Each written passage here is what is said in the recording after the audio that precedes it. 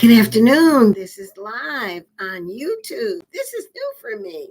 Hi, everybody. Today is that day when AEP has just come out. So everybody's getting their heads ready to get into the books. But I wanted to give you the next part to the video that we did about how to actually create a Medicare event. This one is how to actually plan that event once you have actually created. So in the first one, we talked about how to find the venue, finding the venue. And if I didn't mention it there, I'd like to mention it here. You definitely would need to be certain that you have handicap accessible or wheelchair accessible entrance to whatever venue that you're going to use. And the information for creating the event and for now actually planning the event, this is for educational events and activities only. Let me make that disclaimer and make that clear to everyone that this is for educational meetings, educational activities, educational, not sales. And the sales, you're going to follow your carrier's requirements. You're going to follow all the compliance. You're going to be compliant for this as well. But let me make that clear that what we're talking about are those events and activities that can be educational. So that's my first note that I wanted to give you. During the event of the activity, what you're looking to do is educate the attendees on Medicare options. You're looking to answer all questions, any questions. Be open to ask if there are any questions. Encourage questions. Encourage people to ask you questions. When there is a question that you don't have the answer for, simply say, that's a good question. I don't know the answer, but I'll get the answer. If it's a question that you know the answer and it's a little bit difficult to explain, then don't go into a lot of detail that's going to make the whole presentation that you're doing confusing. There's always time that you can set aside with that particular one person that asked that most difficult question to answer that question with them one-on-one. You may need to dig a little bit deeper into the question that's asked to find out what's causing that question. Why did that question come up for that person? Have they experienced something that you're not aware of? So because of that, and because you want to keep your conversations private among the attendees, you may need to make that a one-on-one answer. So you be the judge for that.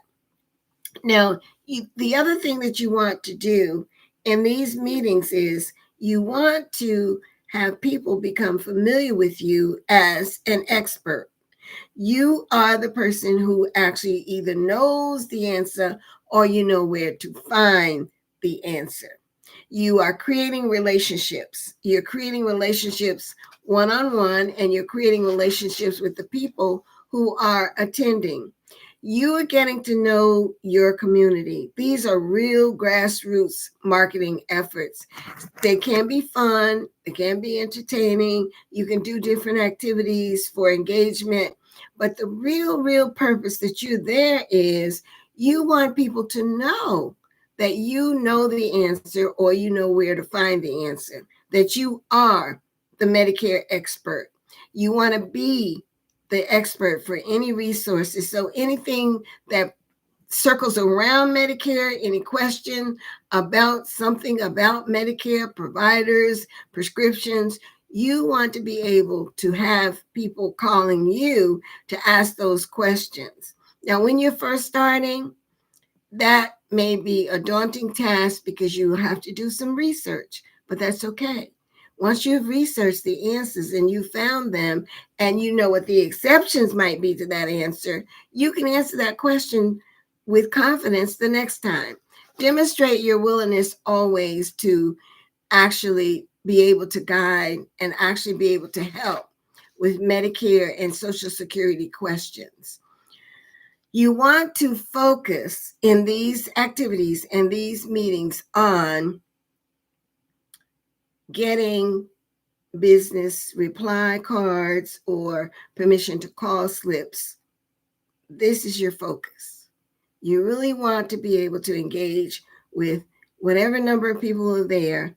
You want to have a good percentage of them voluntarily give you their information to contact them. Some of the sample themes that you might use that can make your event a real fun event, something like healthy living with retirement. So some people are just retiring and it's a change in what they've been doing for 30, 40 years. They've been working that long and now they're retiring. There's going to be differences. Something else that you might consider is cooking for one or cooking for two, cooking demonstrations. Food always draws people, and you know that. That's always going to be a good topic to do something that circles around food. Another one might be how to save on prescription drugs. I'm, of course, looking over here because I'm looking at my notes. I got a lot of notes. So one that's very popular in July and August is about the prescription drug costs. In fact, today I had a member call because now that she's at the end of June and she's taking the prescription that's a tier 3 drug that is covered. However, she's in the coverage gap.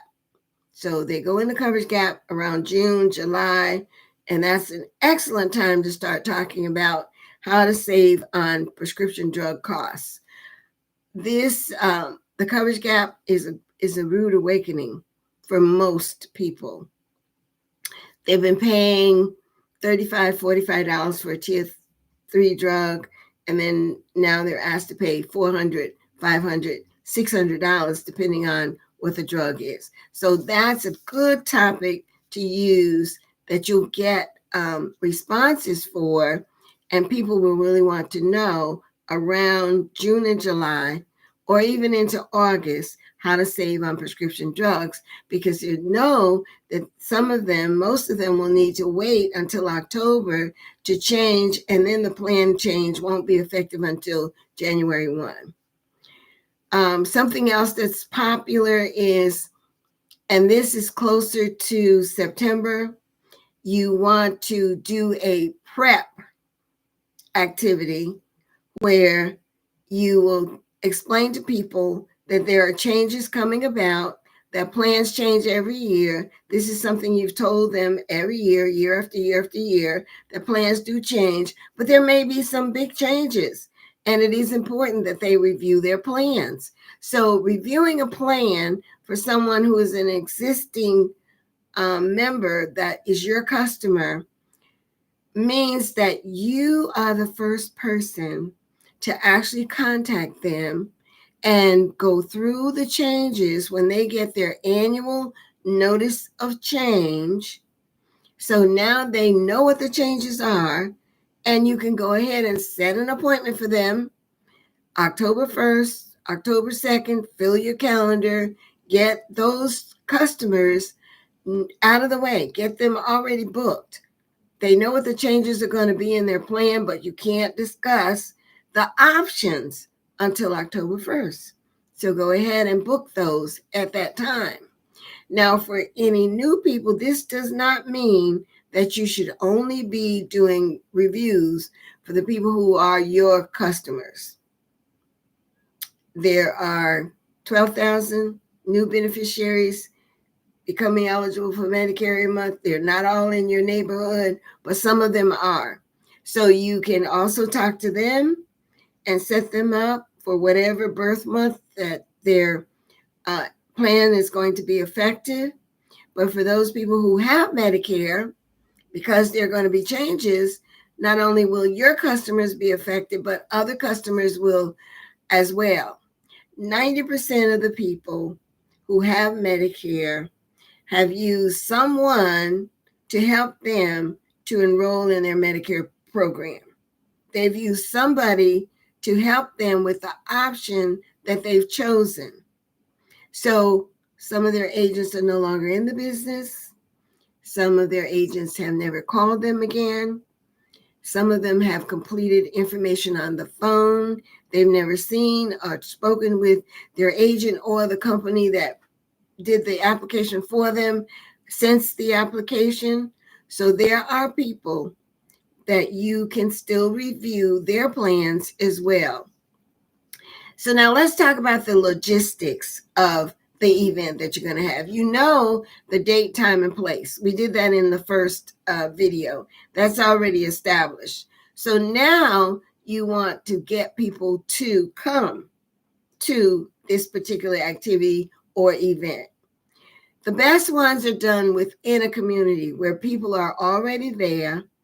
They're familiar with their clubhouse. That's where they have their potluck suppers, their Christmas dinners, their Easter events. They have all kinds of events there, and they have healthy living things, education, bingo, canasta, other events at their own clubhouse. They're familiar with that. So these are the places that are best to work with because they also probably have an email distribution list or a monthly newsletter or some way of contacting every person that's within that community. So when you're setting it up, one of the things you needed to do was to find out how do they communicate with the residents that are in their community and use those resources. Get with a carrier if you'd like. You can use a non-branded flyer, but make sure that you have that flyer available so that you're able to actually show it to the person, the contact that you have at the venue. They're able to add it to their newsletter. They're able to send it out in their emails. They're able to help you to get registrations so that you know how many people are attending. And if you're serving refreshments or if you're serving sandwiches, because it's education, regardless of what you're serving, you need to know how many people to expect to attend. So have more than one registration option. If they can call you for registration, have them call a number that's in the office at the community if they will allow it. Now, some offices don't want to get involved in your event, so that may not happen, but you may have some people who really want them to respond, or you may have one person who's the HOA, the Homeowners Association liaison, who handles activities, and they may want to know who's attending, and they can help you to drive people to that event. Make a list of everyone who replies that they plan to attend, and be sure that you have either their phone number or their email, because you want to keep them in the loop until the event actually happens. You want to keep them encouraged. You want to keep the event at top of mind. You want to make it exciting with different kinds of little notes and friendly reminders to them, and make sure that you do one the day before and the day of. So you're going to use flyers. You can use social media and emails. You can use all of these ways to promote, to get people to attend. Now, within the community, it is a little different than public places, because if it's at the library, you can invite anybody who lives in the community. But if it's in a private community at their clubhouse, you're only able to invite the people who live in that community. Sometimes you may want to have a guest speaker. If there's a topic that the people in the community really want to know, and it's not your expertise, an example might be how to use my cell phone. Then get somebody who does cell phones to come in and show them how to use their cell phone. You're accomplishing what you want to accomplish. You're getting people to attend, they're getting what they need. And in the end, you're going to tell them you're there to answer questions anyone has about Medicare.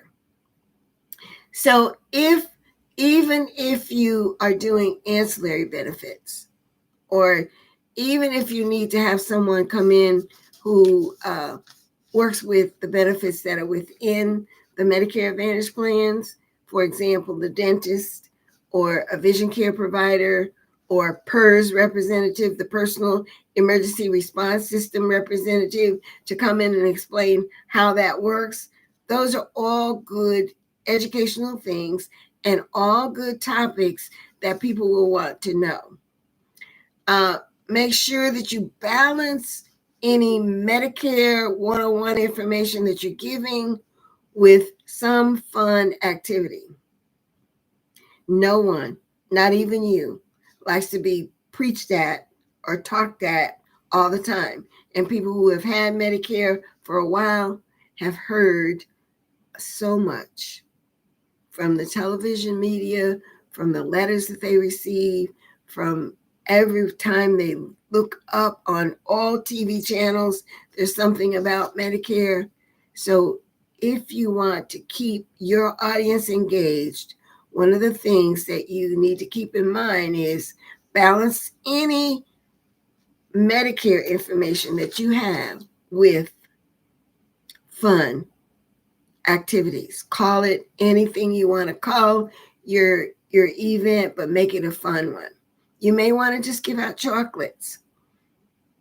There's so many different kinds of chocolates, but people love chocolates. You may want to have an ice cream truck. Ask one of your sponsors, one of your carriers to help you to sponsor, or ask your business partner to help you to sponsor an ice cream truck. Give out gelatos. There are so many different things that you can do to really make this event great.